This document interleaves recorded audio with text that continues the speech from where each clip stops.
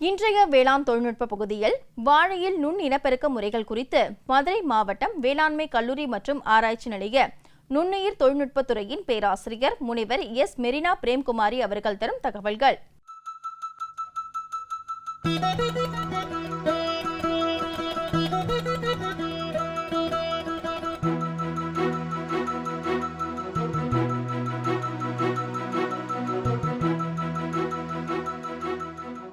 திசு வளர்ப்பு முறையில் வாழை கன்றுகள் நுண்பெருக்கம் செய்வது.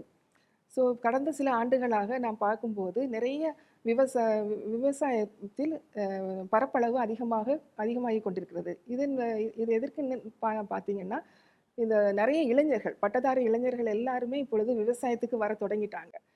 அவங்க விவசாயத்துக்கு வரும்போது அவங்க நிலத்துல அவங்க பயிரிட தொடங்கிட்டாங்க. இப்படி அவங்க வரும்போது நாம் அவங்களுக்கு தரமான விதைகள் மற்றும் நடவு பொருட்களை கொடுப்பது மிக மிக முக்கியமானதாக இருக்கிறது.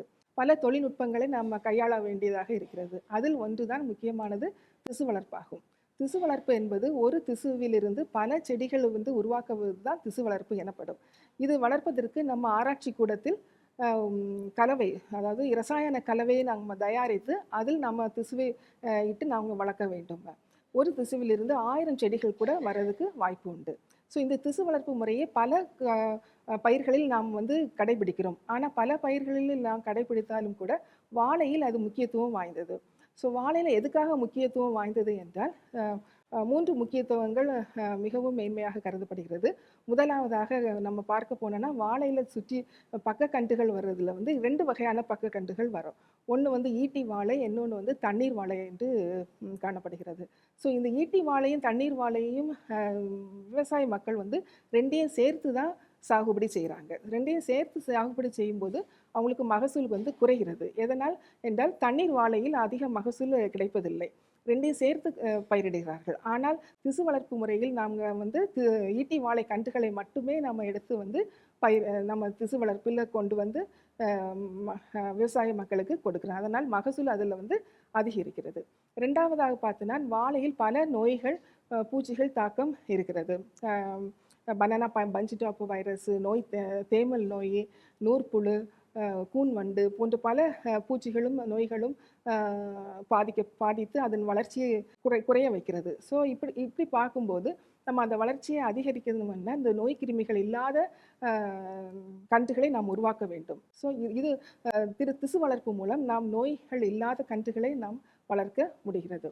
3வதாக பார்க்க போனால், நம்ம பொதுவாக மக்கள் என்ன பண்ணுறாங்கன்னா, 2 வாழை கன்றுகளை ஃபீல்டுலேருந்து தாய் கன்றுகளிலிருந்து எடுக்கும் பொழுது என்ன பண்ணுறாங்கன்னா, ஒவ்வொன்றும் பல பருவத்தில் இருக்கும். சிலது 1 மாதம், சிலது 2 மாதம், சிலது 3 மாதம், அப்படி பல பருவத்தில் இருந்து எடுத்து நடுவதனால என்ன ஆகுதுன்னா, அறுவடை செய்யும் போது பல கட்டங்களாக அறுவடை செய்ய வேண்டியதாக இருக்குது. அப்போது அது விவசாயிகளுக்கு அது சிரமமாக இருக்கிறது. ஆனால் திசு வளர்ப்பு மூலம் நாம் செடிகளை உருவாக்கும் போது எல்லாம் ஒரே காலகட்டத்தில் இருக்கிறதுனால அதை நம்ம பயிரிடும்போது என்ன ஆகுதுன்னா, அறுவடையுமே ஒரே நேரத்தில் வருது. அது விவசாயிகளுக்கு மிகவும் முக்கியமானதாக கருதப்படுகிறது.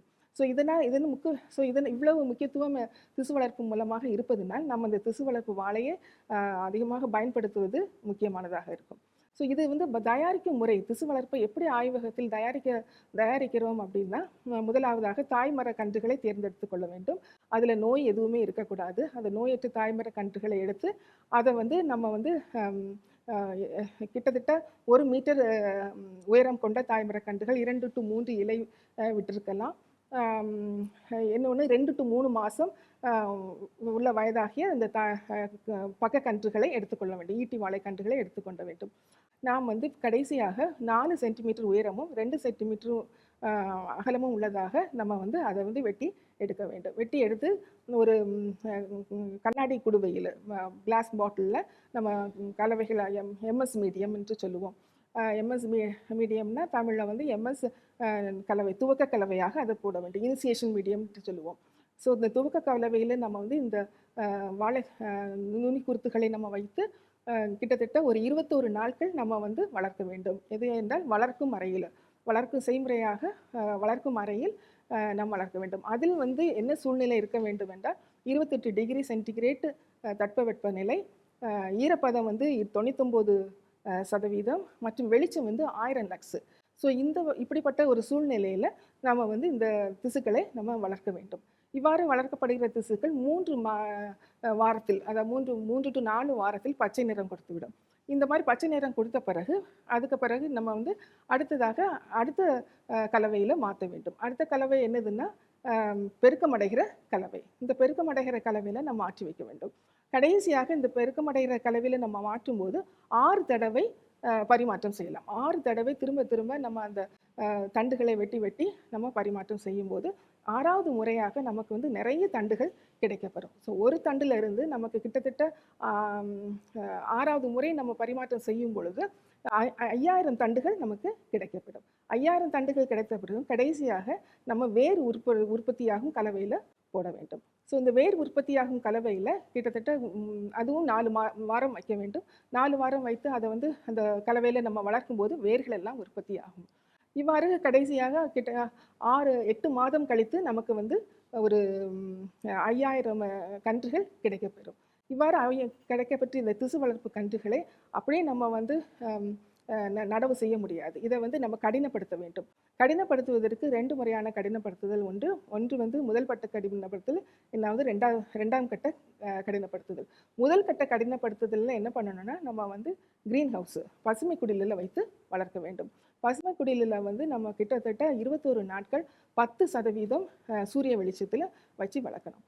அதன் பிறகு 2ஆம் கட்ட கடினப்படுத்துதலுக்கு நாம் போக வேண்டும். 2ஆம் கட்ட கடினப்படுத்துதல் என்றால் இதில் குழித்தட்டுகளில் வளர்க்கப்பட்ட இந்த சிறிய கன்றுகளை நம் பாலித்தீன் பைகளில் தொழு உரம் மற்றும் மண் கலவை இட்டு அதில் வந்து நம்ம அந்த குழித்தட்டுகளில் உள்ள கன்றுகளை எடுத்து இங்கே நட வேண்டும்.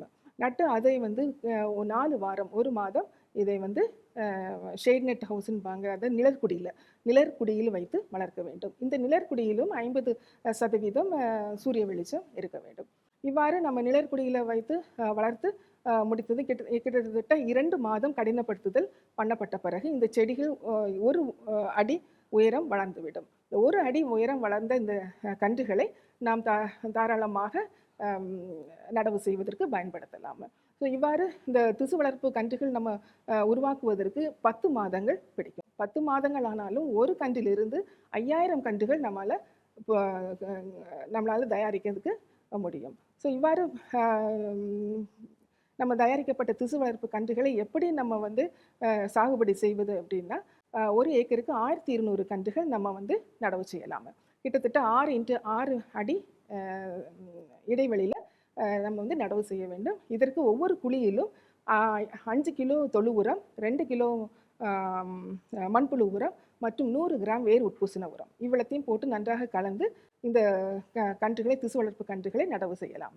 நடவு செஞ்சு நீர் பாய்ச்ச வேண்டும். பின்னர் 4 மாதம் கழித்து 30 கிராம் அசோஸ்பைரிலம், 30 கிராம் பாஸ்போபாக்டீரியா மற்றும் 1 கிலோ தொழு உரம் இவற்றை கலந்து மண் எடுத்து அதை போட்டு நம்ம நீர் பாய்ச்சிட்டு விட வேண்டும். இவ்வாறு நம்ம வந்து நுண்ணுயிர் உரங்களையும் போட்டு இதை பராமரிக்கும் பொழுது இந்த நன்றாக வளர்ச்சி கொடுத்து நல்ல மகசூல் கிடைக்கிறதுக்கு வாய்ப்பு அதிகமாக உள்ளது. இதோடு வந்து விவசாயிகள் முக்கியமாக கேட்கிறது ஒன்று என்னன்னா, ரெட்டூன் கிராப்பாக இதை யூஸ் பண்ணலாமான்ட்டு. ரெட்டூன் கிராப்னா மருதாம்பாக யூஸ் பண்ணலாமான்ட்டு. ஸோ முதல் மருதாம்பு கட்டாயமாக நம்ம வந்து பயன்படுத்த முடியும். இதனால் இது திசு வளர்ப்பு வாழையில் 50 கிலோ மகசூல் கிடைக்கும். 50 கிலோ மகசூல் கிடைத்து அதன் பின்னர் முதலாம் மருதாம்பில் வந்து 40 கிலோ மகசூல் கிடைப்பதற்கு வாய்ப்பு உண்டு. அதனால் முதலாம் மருதாம்பு மட்டும் நம்ம வந்து பயன்படுத்தலாம். அதன் பிறகு புதிதாக திசு வளர்ப்பு வாழை வாங்கி நடுவது மிக அவசியமாக இருக்கிறது. திசு வளர்ப்பு வாழையில் நமக்கு தரமான சான்றிதழ் கொடுக்கப்படுகிறது.